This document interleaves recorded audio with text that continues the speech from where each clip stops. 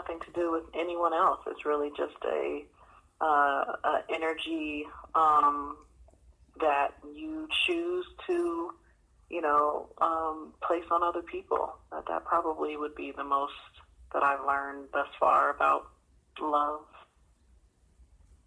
Wow. Okay, so thank you so much for that information. Let's, as a woman in relationships, what type of love are you looking for from a man? That's a good question. What type of love? Yeah, like what does love look like to you? Well, what love would look like is something that is full of potential, something that is in movement, something that is growing exponentially. And then in terms of how it would translate in relationship, it probably would be, I would prefer to exchange love with someone that I feel like I can trust, someone that I feel like is willing to have a foundation in the potential of the relationship and how that grows and expands and changes form. So I probably would say that's what I would think that love would look like in relationship, I can dig that. How do you know that you can trust a man? Yeah. Oh, sorry, go ahead. It has nothing, to me, love has nothing to do with the other person. Oh. The other person kind of is basically an archetype of you choosing to be in a relationship with that particular archetype, whether it's male, female, whatever that person represents for you. It really has nothing to do with them. You have to trust yourself and trust your own decisions and trust the fact that you are always in choice. And you can't put expectation on someone else. So it's not about, to me, it's not necessarily about,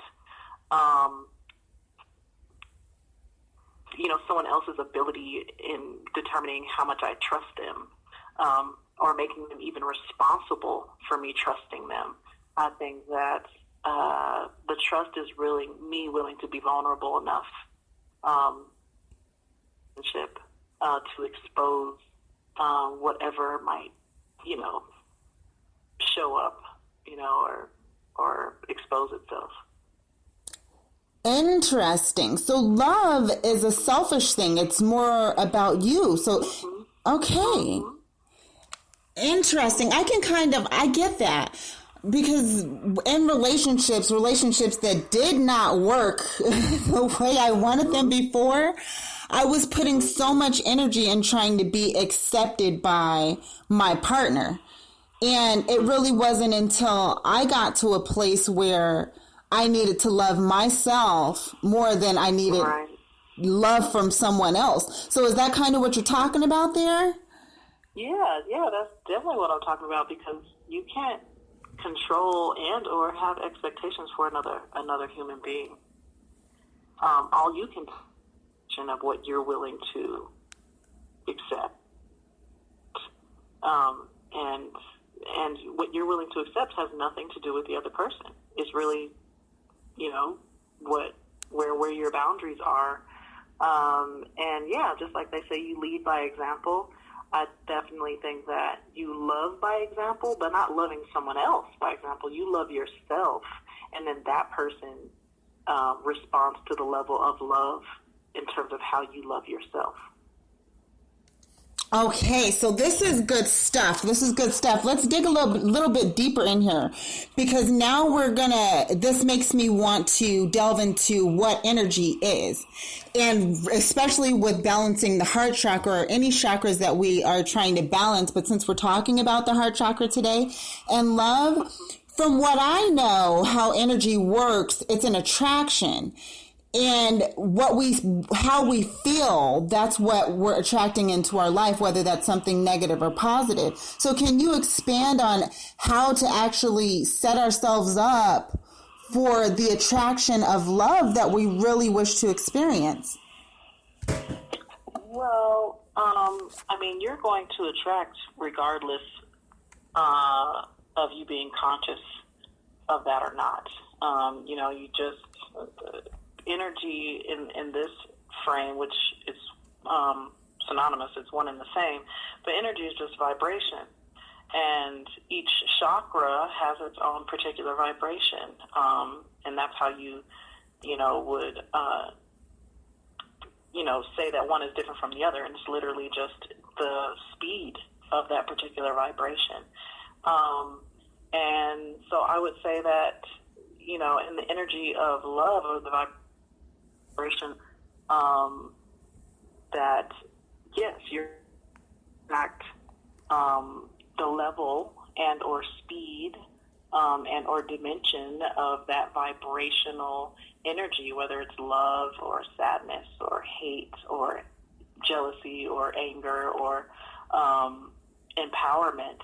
You're going to attract the specific vibration of what you're putting out, regardless of if you're conscious of it or not. Yes, so it's a science. It's a science. So for whatever, okay, go ahead. No, you're right. It's absolutely a science. You can measure vibration. And what makes something, if you were to talk about something, being happy versus being sad is a faster vibration than to be sad. And so basically that's why when you're happy, and you're laughing and you're smiling and you're loving, you attract, happy and smiling and laughing and loving people around you, just like you would if you were sad or mad or angry. You attract the vibration that you put out. And to control the vibration or to elevate the vibration, literally is determined by the speed of it, which, yes, is a science. This is really, really, really, really good stuff here. Good. And so, with this science here that we're talking about, with attracting the exact vibration that it is that we wish to experience. So since it's a faster vibration when we're being happy and a slower vibration when we're being sad, does this, this would tell me when we're feeling sad that it's a signal of some sort of vibration that we're getting from other people too. Because what I know about energy, it's not only what we put out. So as we're always sending out signals, we're also receiving them, correct? Do you agree with that? Yeah, I agree with that to an extent.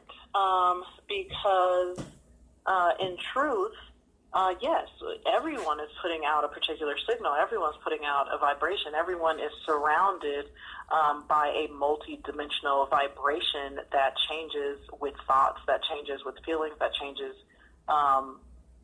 moment to moment, and not necessarily in linear time. But yes, we're all putting out signals.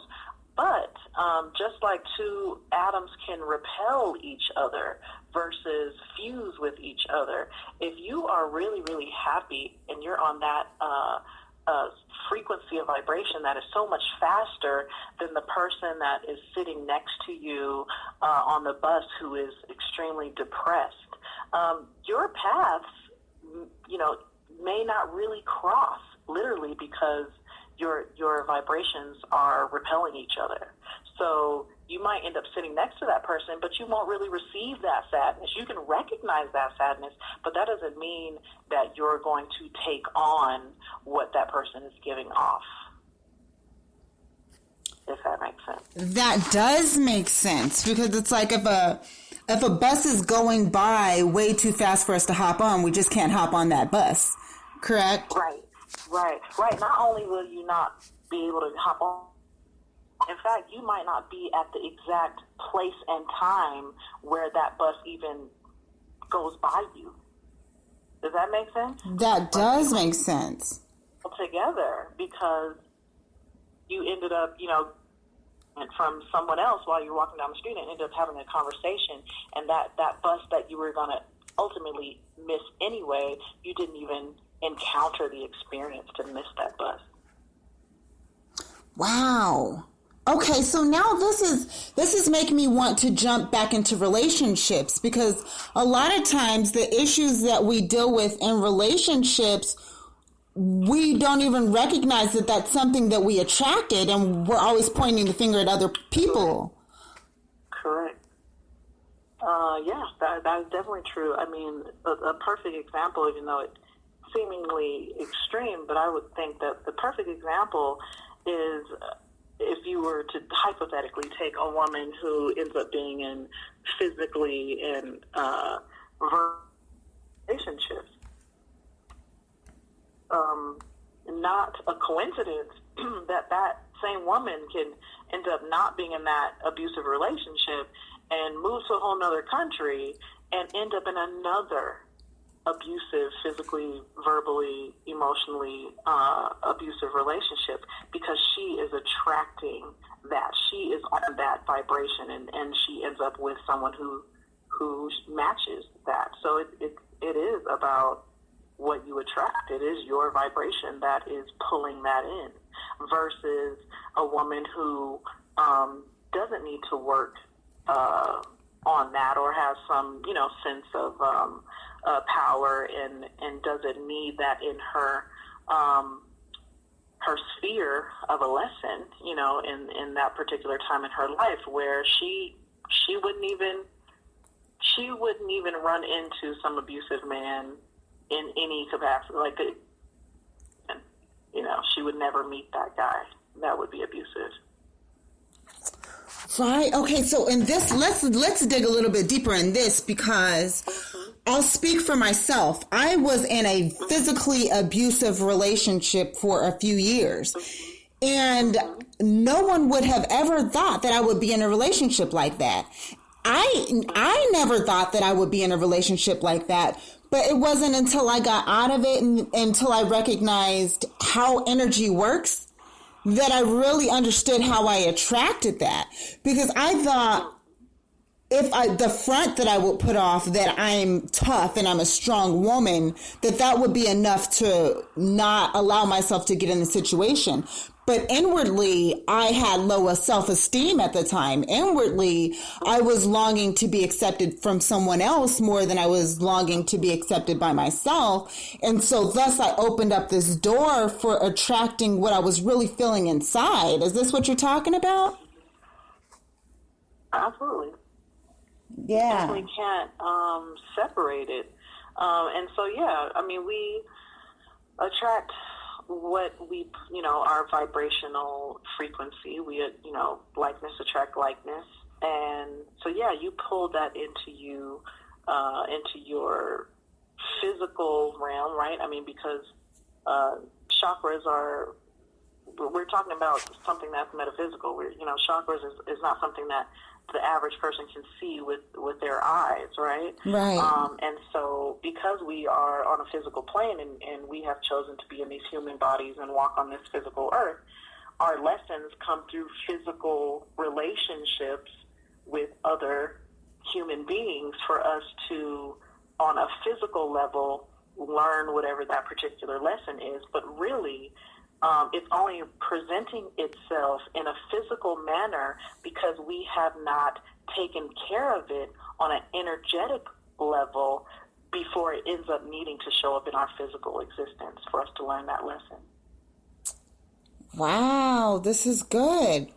So your advice, what would be your advice for taking first steps for handling it on an energetic level? Honestly, my advice would be to call it forth. Whatever it is that you do not recognize, if there's something that you don't understand why this is showing up in your world, right? First of all, you pulled it in. And if you don't understand why it's presenting itself, then literally just ask. Just ask. You have a higher self. You have a higher mind that is aware of things that we may not be aware with our, physical human brain, right? But all your chakras and all these energies are communicating with you.